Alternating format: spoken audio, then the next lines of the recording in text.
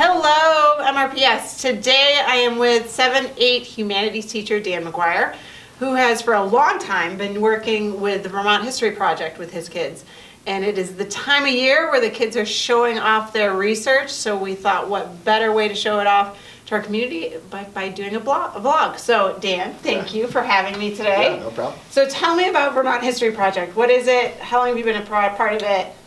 So the Vermont History Day project is it's a statewide contest that it's happening on April 8th in UVM, and kids who want to bring their projects there, share their projects. If they win or get second place in their division, they're invited to National History Day, which is in June in Maryland, at the University of Maryland. So we started doing this as kind of an optional thing for the kids who wanted to compete, and we thought, you know, this is such a great project and such a great kind of format that we wanted to expand it to have every student do it. So every student does a project in 7th and 8th grade every year, and then those who want to compete on the 8th will go, and I will be there at UVM.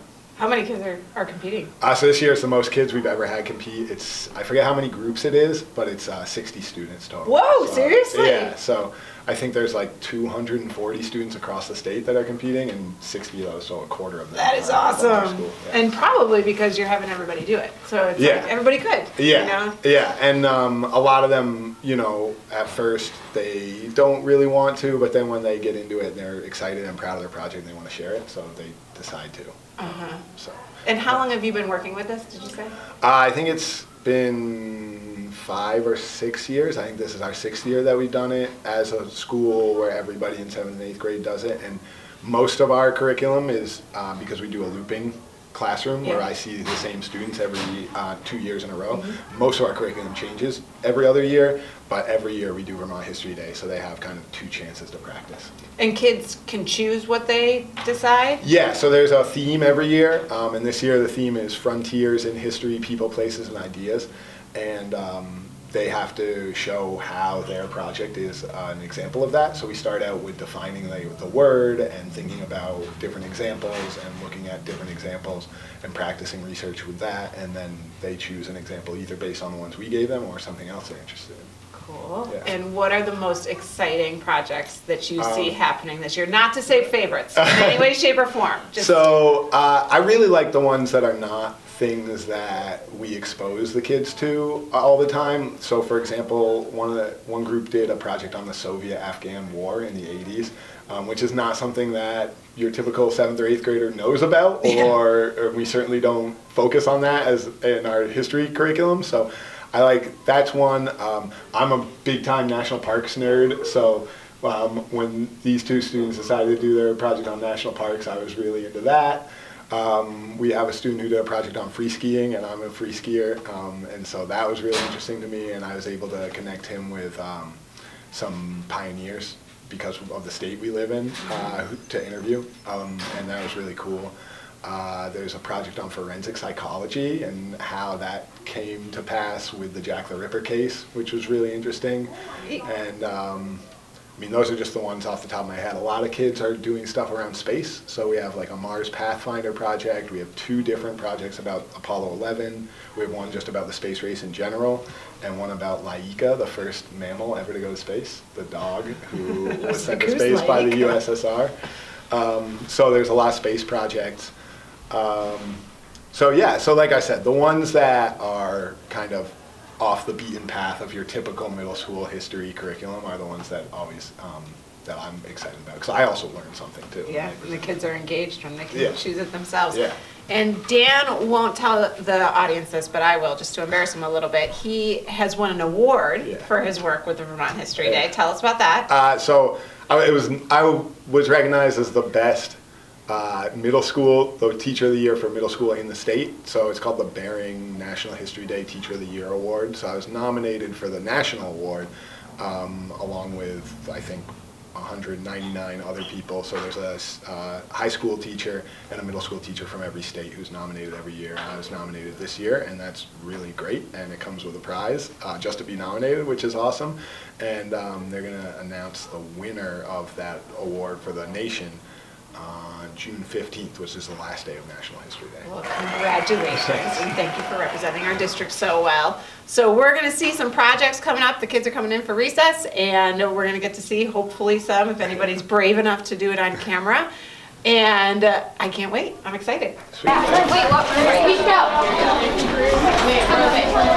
I need to find my backpack, and I need to highlight room. All right, so I'm with Dylan Pelletier, who's a 7th grader here at MSMS, and he did this super cool model for his Vermont History Day project, and we just had to find out. So Dylan, tell me about this. Well, this is my exhibit on the first professional female architect. I based it off of one of the hotels she designed called the Hotel Lafayette. This is what it looks like from the front. And yeah, I thought it was really fun to build it. And what got you interested in, what's her name? Louise Blanchard Bethune.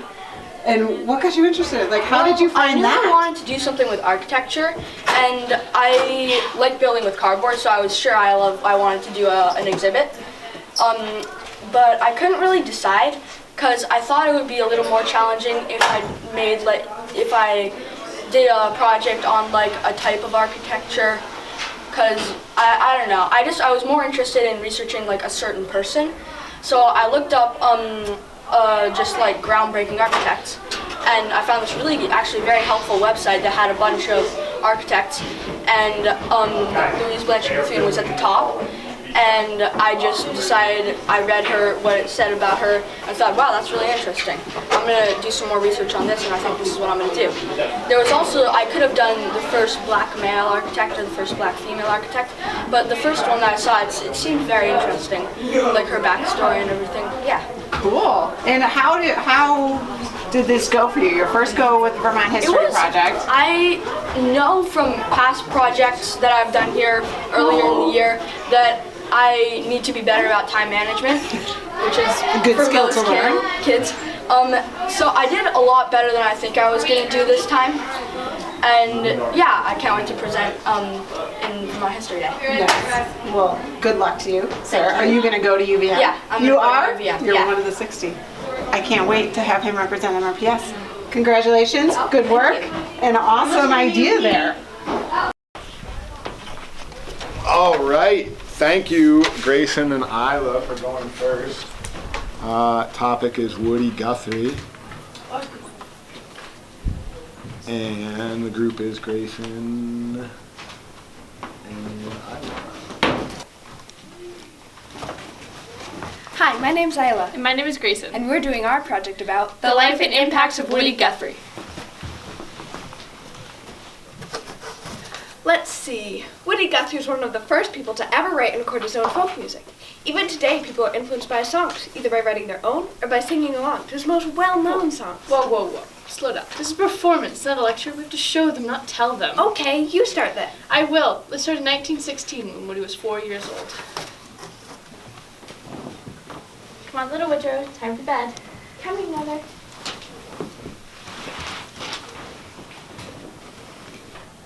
I'm singing to you a lullaby. Go to sleep, don't you cry. Though that is how he found his first guitar, and that's what started everything.